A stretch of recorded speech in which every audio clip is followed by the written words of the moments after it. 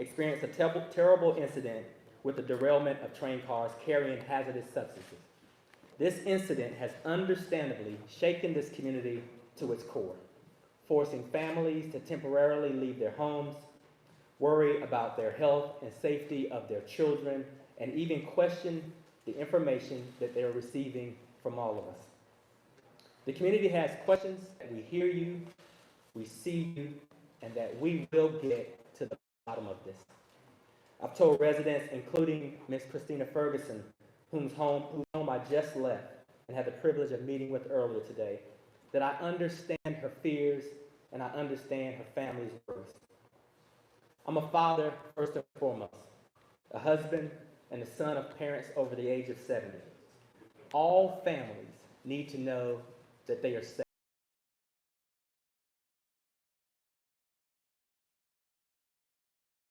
I want this community to know that they don't have to manage this issue on their own.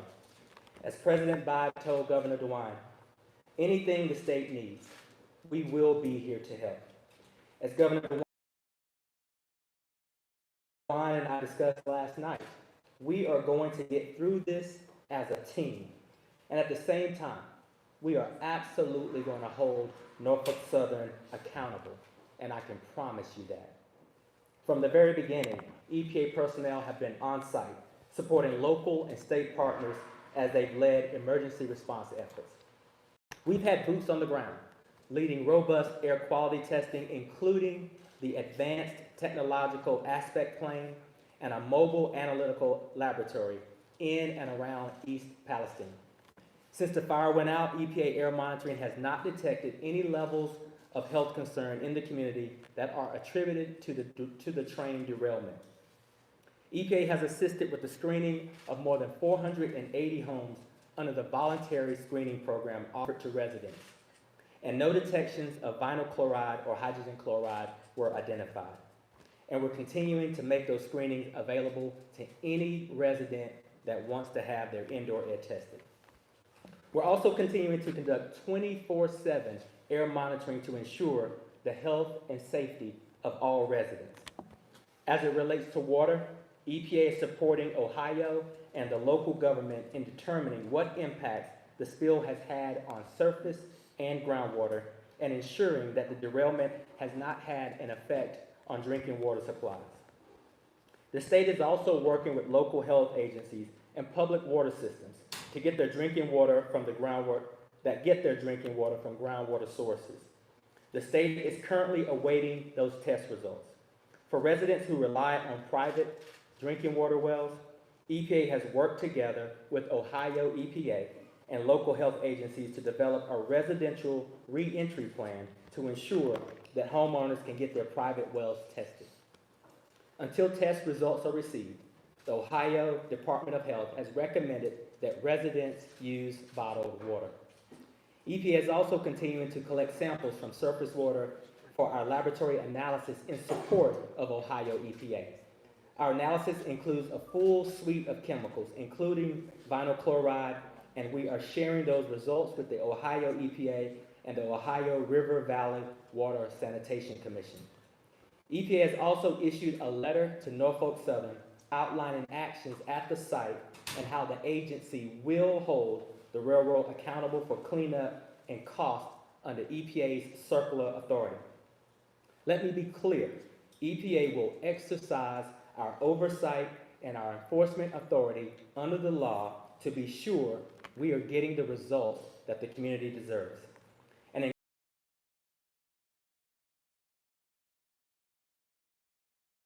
coordination with the state, we will be here as long as it takes to ensure the health and safety of this community. We're not going anywhere until we do. With that, I'll invite you up to the podium. Mr. Regan, thank you. Congressman Deluzio, welcome. And Dan Vocals, thank you for the work and I've been very impressed with how the two EPAs have worked so well together. I was with Mayor Conaway earlier today. I spent an hour or so with the only full-time firefighter, Fire Chief Drabick, and about a half dozen of his volunteer fire department. There are about 40 of them.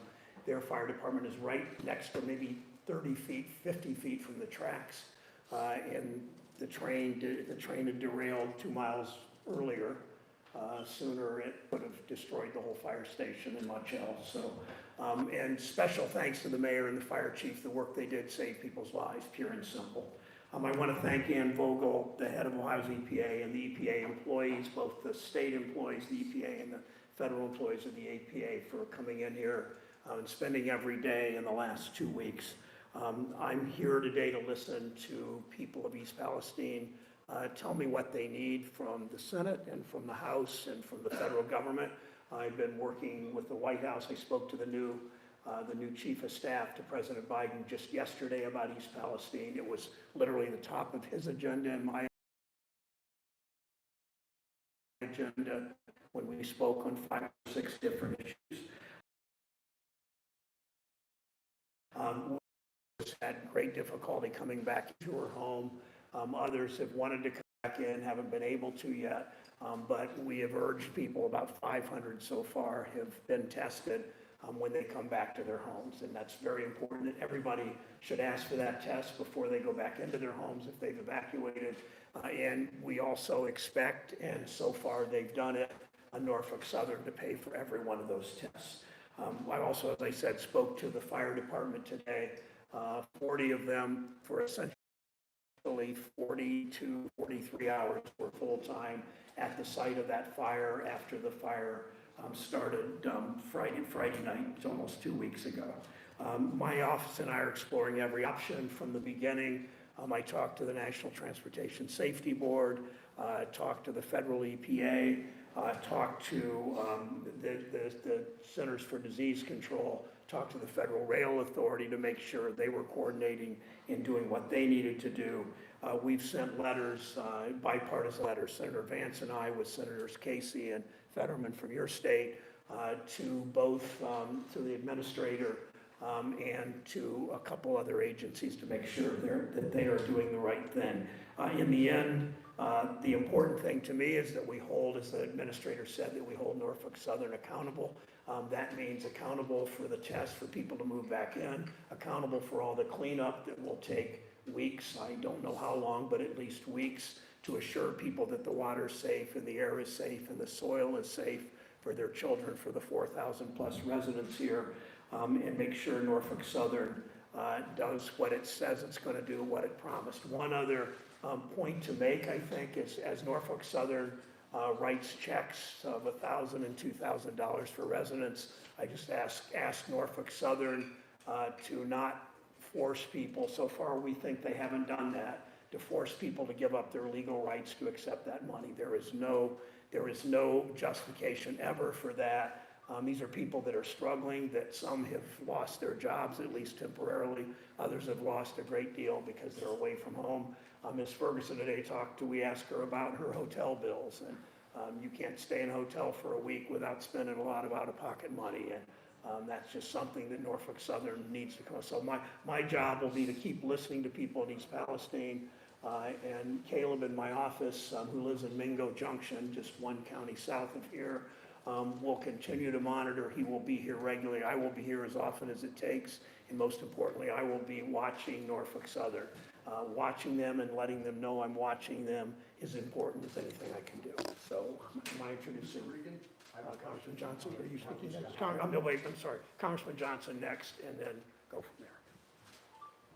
Well, thank you, Senator, and thank you, Administrator Regan. I want to echo just a couple of things that have already been said. What an unmitigated disaster this has been inflicted on the people of East Palestine. No community should have to go through something like this. But you need to know that you're not alone. You've heard from Administrator Regan, and I've heard him say it numerous times. They're here until the job is done, for as long as it takes. And Administrator Regan, I want to thank you for coming today. It means a lot to these folks here. To Director Vogel, thank you to the state EPA and for all the hard work. If there is a bright spot to be found in all of this. It's what Senator Brown talked about, the collaboration between the federal EPA and the state EPA and the work that they're doing to try and solve the problems as they are identified. That has been a bright spot. I too want to thank Ms. Ferguson for opening up her house, her home, and sitting and sharing with us the anguish and the fear, the frustration, the concern, long-term and near-term, for what this has meant to her family. And as she was talking, I sat there thinking, there are so many families in this community that feel the same way that she does, and they just don't have an opportunity to voice it. Here's what I want to say to the residents of East Palestine. You are not alone. I am here. I work for you. It's not the other way around. You don't work for me. I work for you. My office is open. You've heard Administrator Regan say, call the EPA if you have problems with your air testing, if you need to get your house tested. Director Vogel is working the water side of the issue with the state EPA. We can get you those resources. But if you've got other questions and concerns that you're not getting answered, call my office. I'm not that hard to find. You can find me on the web, www.billjohnson.house.gov. You get in touch with me there, and I guarantee you we'll get you an answer. Now, Senator Brown and I are going to be working on some other things. Once the National Transportation Safety Board report comes out and we find out what caused this thing, we think that we have good ideas about what caused it. There are a lot of questions about how this could have potentially been prevented, and what we can do to make sure that that nothing like this ever happens to another community, either here in Ohio or across the river in Pennsylvania, anywhere. This kind of thing should not happen. So thank you folks for coming out and covering this today, helping us to get the message out to the residents of East Palestine. Now let me turn it over to Director Vogel. Good afternoon. I'm Ann Vogel, Governor DeWine's Director of the Ohio EPA. On behalf of Governor DeWine, I do want to say to the residents of East Palestine, thank you so much for coming out last night. Thank you for sharing your concerns. Thank you for listening to us explain science and test results and the nerdy stuff. We had a lot of good conversations, and as everyone has said here, please know that you're heard. I've got a whole team here. Governor DeWine's cabinet officials are here. I'm here on behalf of Governor DeWine. I really appreciate Administrator Regan being here with a lot of his team as well.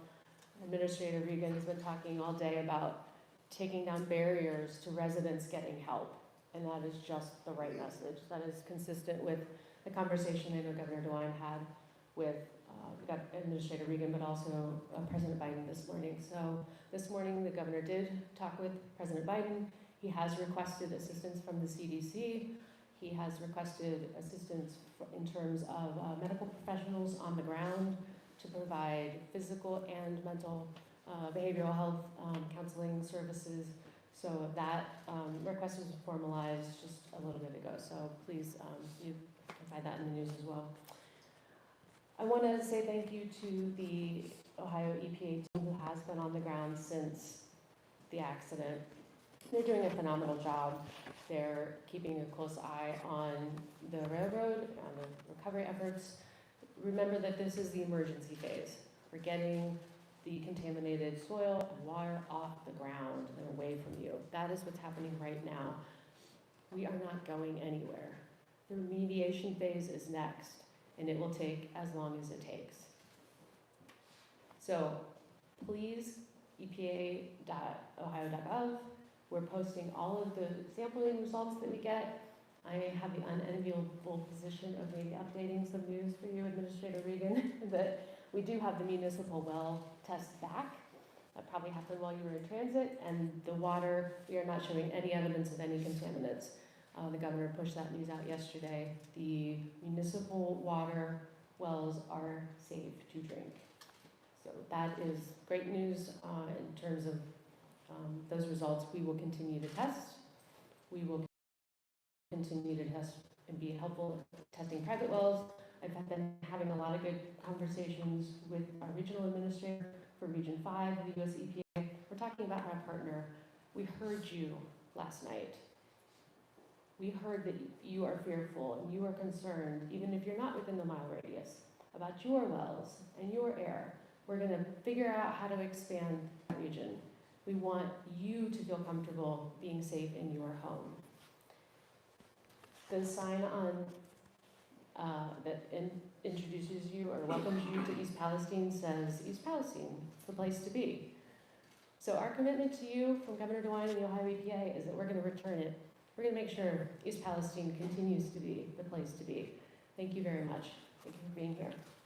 Administrator? Mr. Regan, I have a question for you from a local resident. And what we'll do is, I'll answer yours first, and then we'll have Tim Carroll and my team help facilitate the questions.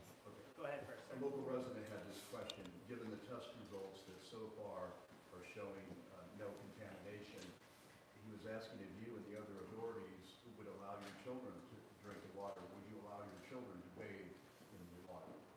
You know, what I would say is, if those homes have been tested, and if those homes have been tested by the state and given a clean bill of health, yes, as a father, I trust the science, I trust the methodology that this state is using, and as a parent, I would.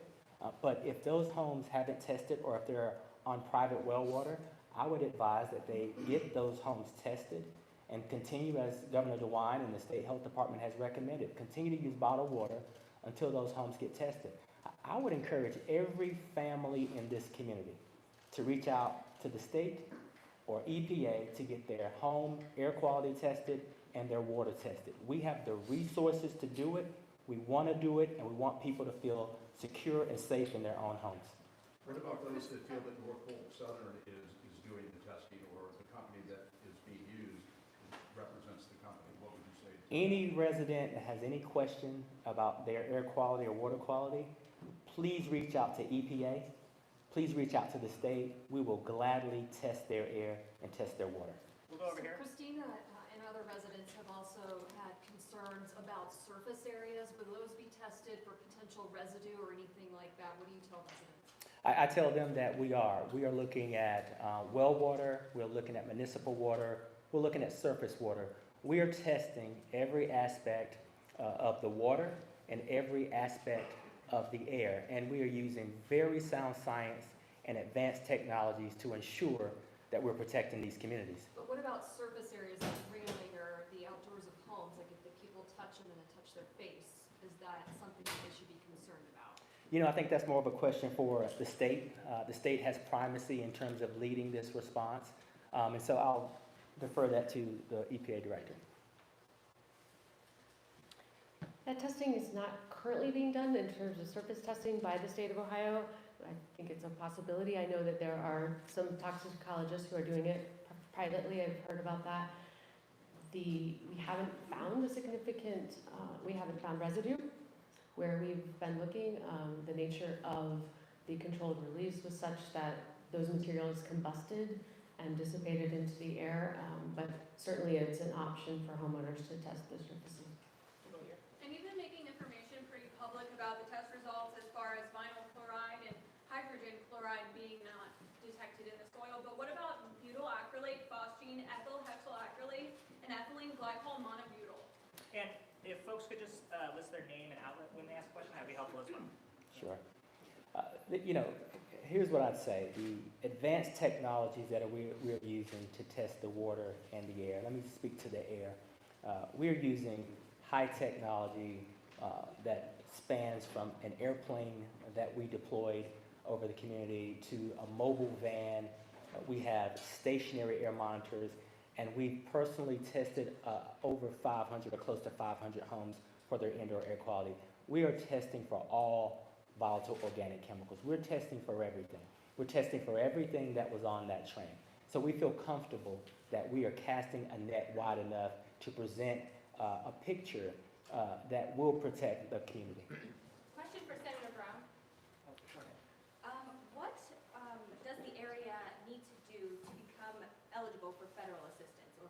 Well, I've been working with Governor DeWine.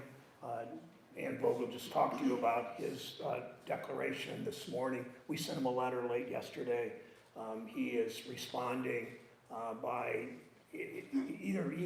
asking, he talked to the White House this morning. And the White House has talked to me about this. I think all of whether it's FEMA, whether it's CDC, whether it's EPA already, whether it's FRA, whether it's the Surface Transportation Safety Board, ST, all of them are on board. So you will see that seamless work between Governor DeWine on behalf of the state and President Biden and me, and I assume Senator Vance and Congressman and the two Congress people here from Ohio today working on this. So I think there's nothing to worry about that way. What would that assistance look like? Well, we don't know. It's what Governor DeWine asked for, but it's CDC testing. It's working on the people in charge of rail, or FRA, and the Surface Transportation Safety Board. I didn't get that right, but close enough. On any of those agencies that Governor HHS is involved, any of those agencies that Governor DeWine needs service from. So he was told that the state is not eligible for this. So it sounds The like state is there's eligible. something that the state wants that the federal government is saying. I don't think there is. I think that everything that the state government everything that I can see that state government is asked for, they are eligible, and I will fight on behalf of Governor DeWine and the state to make sure that they get those services. Patrick Osiris, Associated Press, either Senator Brown or Congressman Johnson. The other day, the governor said that it was absurd that the train was classified as hazardous. The majority of the freight did not contain chemicals. What can the federal government do to change the regulations or alert people in the area when hazardous chemicals? Yeah, as soon as we learned about that, my team in Washington began working with the Department of Transportation to understand how that process works. What is the criteria for being labeled a hazardous carrying or hazardous material carrying train? How does it happen? Who pulls the trigger to say yes or no? Is it one car out of 100? Is it 20 cars out of 50? We know that 20 of the 50 that derailed here had chemicals in them. It also has something to do with the types of chemicals that are in there. There are different levels of chemicals. Some are more hazardous than others, and it really depends on some of that to determine, to make sure that states know it, and that when states know it, then that they pass it down to communities, because that will determine some parameters about how a train is operated too. So bottom line is that we're on it. That's another reason.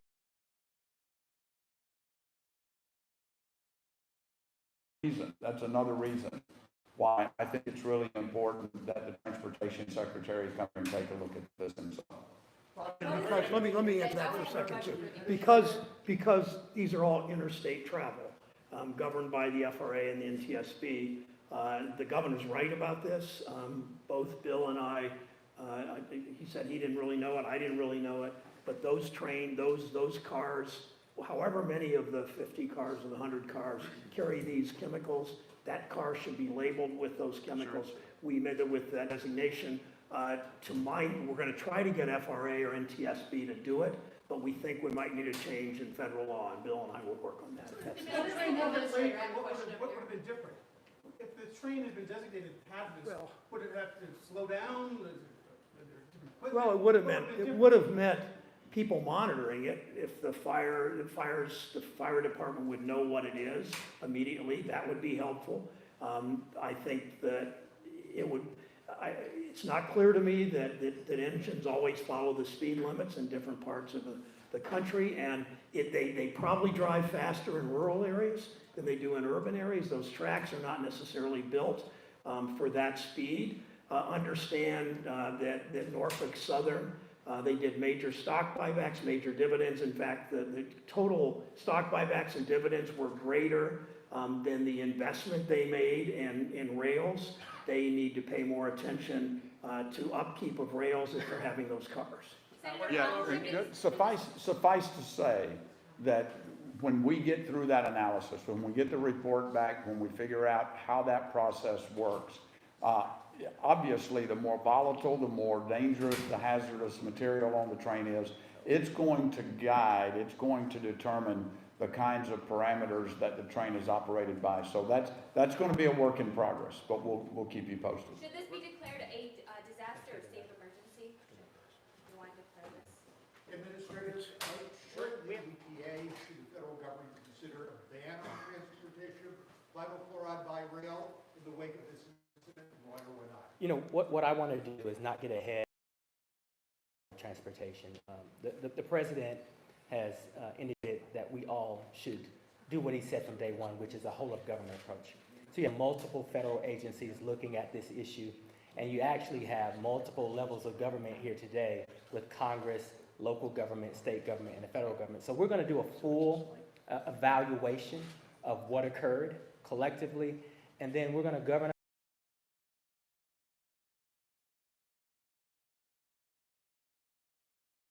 ourselves so we can be sure that nothing like this ever happens again. I have a question for you. So you've said that it is safe.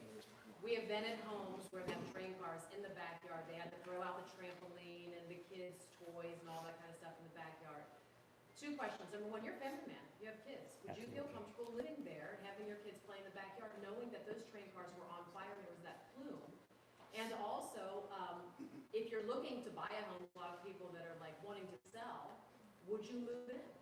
You know, I have to say, listen, this is the site of a very serious, they've been asked to leave their homes. This is a site that is, we're responding to an emergency. What I would say is, the charge that we have is ensuring that if people come back to their homes, that they're safe. And based on the air quality analysis, based on advanced technology, and based on the work that the state has done to test the water, the air and the water are safe for those residents that we have deemed being safe and to come back in. If the water or the air has not been tested, I am asking the residents to please seek out that testing from both the EPA and the state of Ohio. So you would stay put if the EPA said it was okay? If they came to your house, you would stay put? If the EPA Said that your water and said that my air quality was safe, and the state said that the water has been tested and the water quality is safe, then I would trust those readings. And if and yes, I would re-enter my home. Now, obviously, there are people who would make different decisions based on their means. And if people want to go different places and want more assurances or want time to pass a little bit, they have a right to do that. But for those who can't, I am asking that they trust the government. And that's hard. We know that there is a lack of trust, which is why the state and the federal government have pledged to be very transparent. As soon as we get information, we're posting that information. People can look at that information. They can also have third parties look at that information and verify it. The state of Ohio and EPA are working hand in hand. And if we say that the water is safe and the air is safe, we believe it because we've tested it and the data shows it. Administrator Regan, Channel 19 in Cleveland, EPA samples are saying that the air and water for the city or the village of East Palestine is safe, but a lot of people we've talked to are skeptical of those results, saying they have health concerns now. What do you want to say to those residents? You know, for those who are experiencing some sort of adverse health reaction, we ask that they please seek medical attention. Also, we ask that they contact the local and state health agencies because we want that information. We want to hear from people. We also, though, have done the testing in specific areas, water and air. And for those areas that we have deemed safe, we believe that because the science and the data proves that. But that is not to discount any experience that any resident is having. So if they're having those experiences, please seek medical help and please notify local health agencies. What does that say that a lot of them are developing rashes? One person said they were coughing up blood and they've had a lot of issues with breathing. I mean, does that not say something with the results of the EPA's finding? You know, What are it's the saying that long-term it's saying plan? that we should really encourage those individuals that are having those experiences to seek medical assistance and be sure that the local health agencies have that information as well. But a lot of these residents don't have doctors in the area. They say a lot of them don't know what to test for. And a lot of them can't just drive to Pittsburgh or Cleveland an hour and a half away. So what resources, I know Governor DeWine is bringing people into East Palestine, but what can these people do right now to make sure their families are safe? They should reach out to the local health departments. The local health departments, the state health departments, the county health departments. What's the plan for testing to make sure that they're not having Yeah. impacts? in the future? Last night, we had representatives of the county health department there. There was one of the doctors there, and if you remember, a question similar to this came up. Go to the doctor, get a finding on what the ailment is, get that medical record, keep that medical record, make sure the county health official knows about it, make sure that the authorities, like the EPA and others, they need that information. If there's something happening that the tests are not detecting. Now, we're not saying that that's the case, but if it were, we would want to know that. But even 10 to 15 years down the line, you know, God forbid this becomes a cancer cluster, how can these people and That their kids keep- prevent that? Prevent it? I mean, how can they keep themselves safe in their homes? A lot of people aren't going home because they're afraid to breathe in that air. God forbid they get cancer. Like the administrator said, every family has to make their own decisions, but the science speaks for itself. If your home has been air tested, your water has been tested, if you're still having other symptoms, then you have other decisions that you need to make, and you need to let the authorities know.